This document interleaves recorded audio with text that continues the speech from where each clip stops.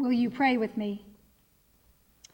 Gracious God, may the words of my mouth and the meditation of all of our hearts be acceptable to you, our strength and our Redeemer. Amen. As we begin our sermon this morning, I'd like you to take a look at the person who is looking back at you from your bulletins. The face may not be familiar to many of you. This is the Reverend Dr. Amory Bradford in the year 1870, when he was called to this church at the age of 24.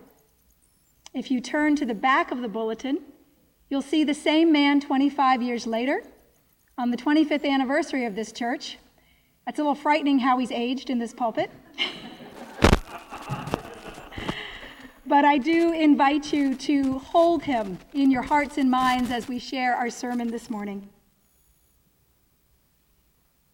The world needs the real church. What problems are we facing? How many are asking, is not the old order changing and giving way to the new? Science has brought new conditions. No question can be studied today in the same terms as 25 years ago. The Bible is a different book. Theology is written in a different language. The truth of God has not been lowered, but the truth of man has been exalted. Some tell us that the old time was better. Perhaps so, but it exists no longer. Human need is the same. Hearts throb with the same griefs and beat with the same joys, but the problem of human life is daily more complicated and pressing. Science continues her work, and the wonder still grows. The world needs a church which understands our time. The problem of the hour is the adjustment of Jesus Christ to our condition, not by suppression of inquiry, but by pushing it with more thoroughness, not by the shutting of any doors, but by the opening of all, not by limiting thought, but by welcoming freest thought. Science has not destroyed the gospel. It has only intensified the cry of a groaning creation. The world needs Christ interpreted in ways which shall commend him to those who have been taught to accept nothing which is not approved by their rational and moral natures. Never before was there more of a need for a real gospel or a larger place for a living church. These words were spoken 130 years ago to this congregation by the Reverend Amory Bradford on the occasion of the 25th anniversary of this church in 1895. First Congregational was to be his first and only pulpit, being called to lead this community at the age of 24, fresh out of Andover Newton Seminary, and serving here 40 years, quite literally till the day he died. If you explore the records up in our archives up the steps of the Tower Room, you will learn that Bradford was a renowned theological and community leader, a passionate advocate for justice, one of the neo-abolitionist preachers who railed against slavery and promoted the equality and dignity of all people. You'll learn that while he led this church, he was president of the American Missionary Association, traveling throughout the world to promote healthcare, education, and development in communities that had never heard of Christ. Through the work of this church, he established numerous aid agencies right here in Montclair, and with the help of his sister, a physician, many in Jersey City as well, to improve the conditions of immigrants and refugees and orphans who were struggling here at the turn of the last century, all while loving and serving this congregation. For Bradford is more than just our founding pastor, more than just the church's longest running pastor. He is the heart and soul of this place. His DNA is planted within this congregation, and his vision continues to shine through. Now, I've been a part of this church for 12 years, and in those 12 years, I must have passed that somber bust of Amory Bradford hundreds of times, glancing up at his stern face on my way to the ladies' room.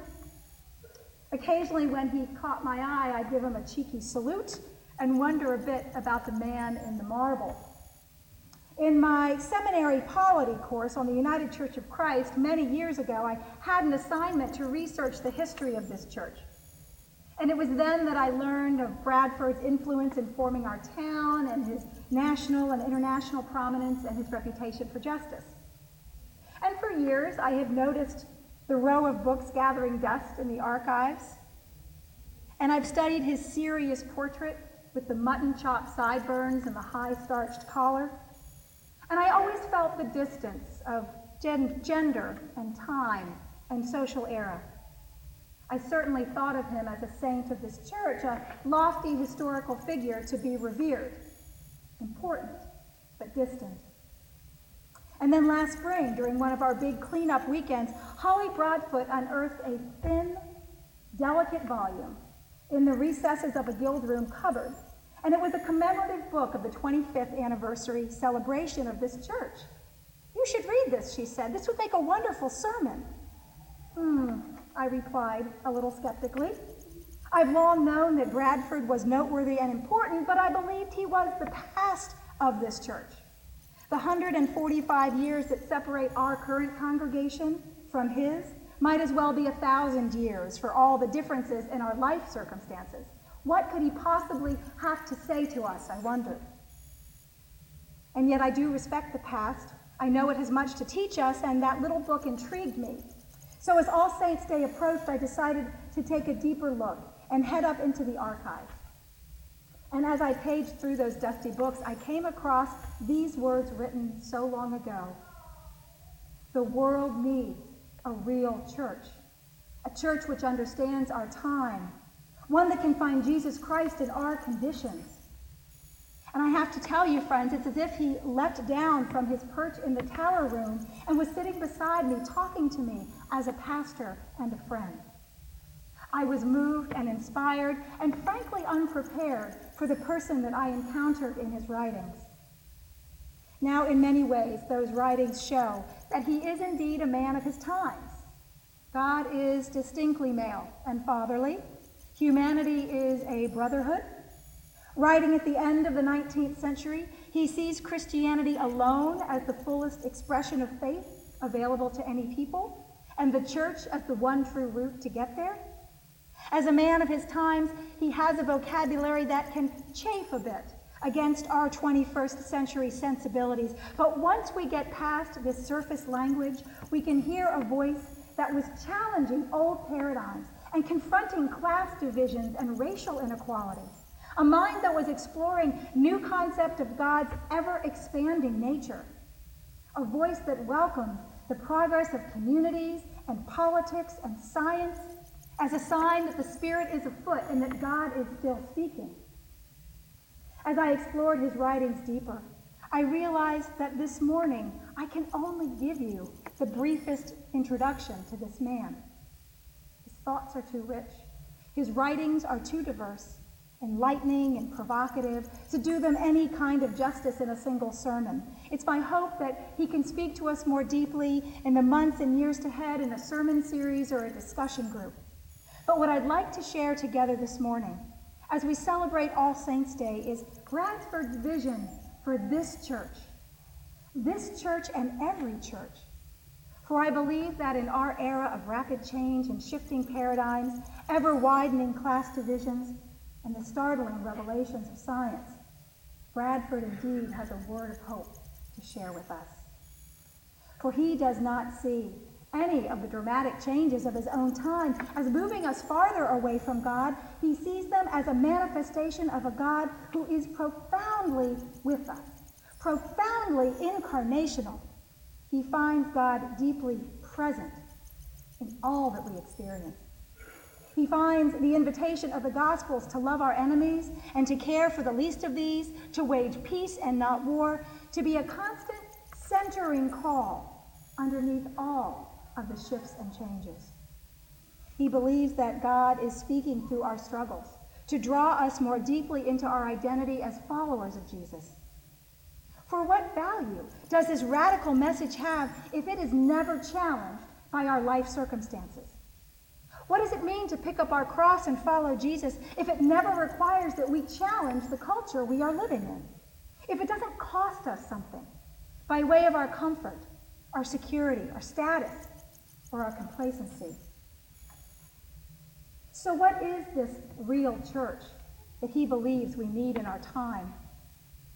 In his collection of writings called My Brother, he describes a church that expresses the heart of Jesus' radical gospel.